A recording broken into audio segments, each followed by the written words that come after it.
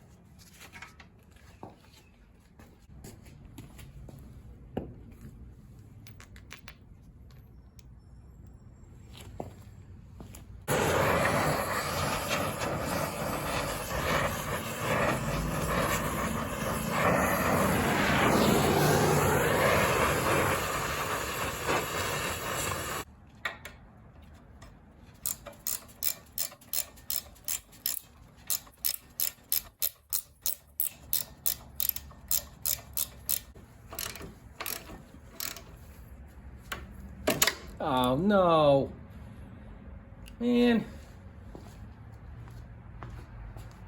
So much for being gentle.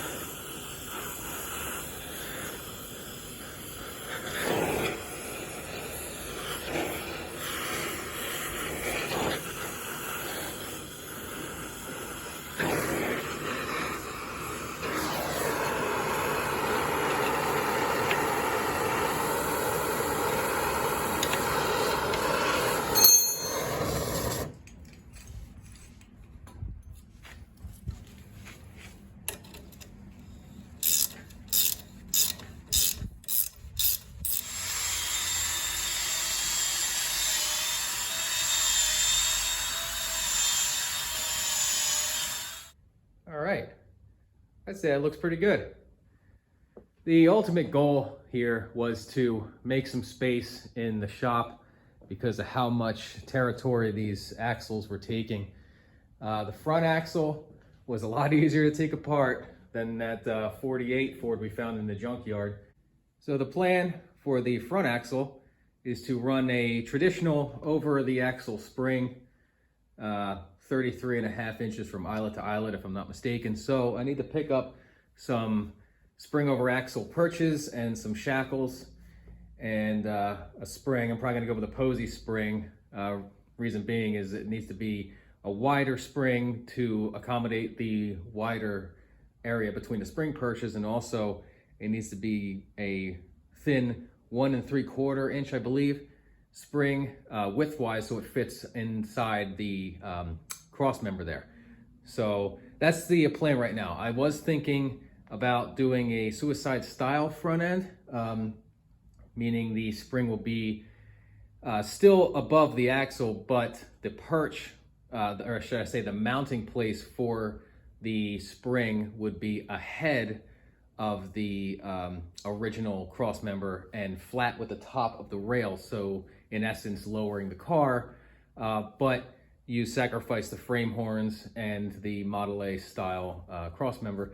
I'm not totally sold on the idea. I'm gonna see where we're at once we put the spring in.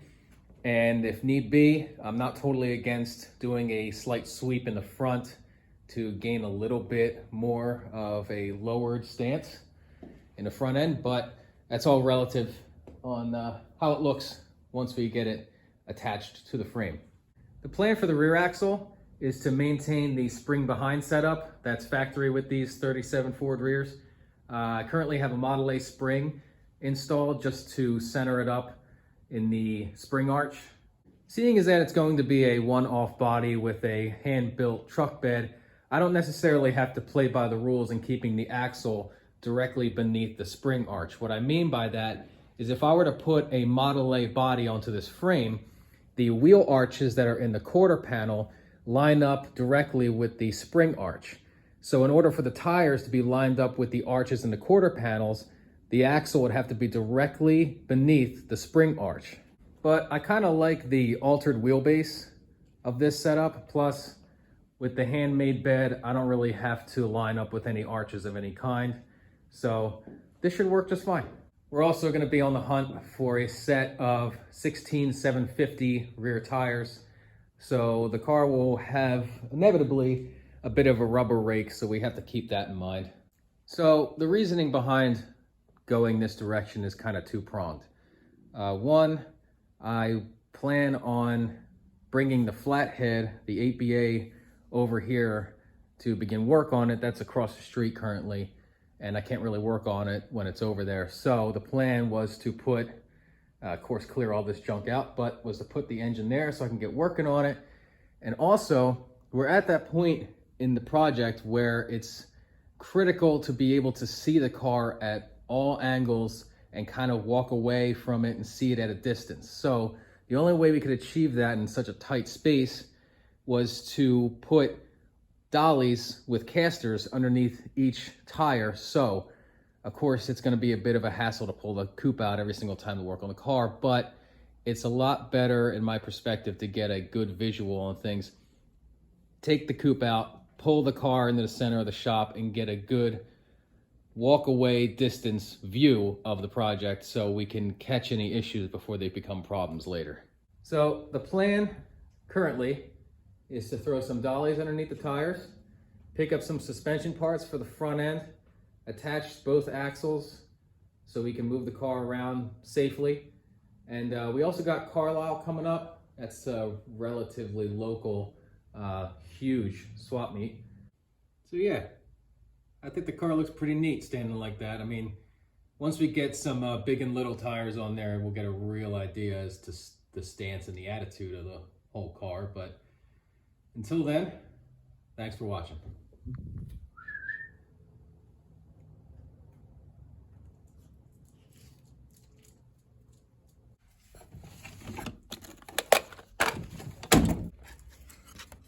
We're running kind of low, Tilly.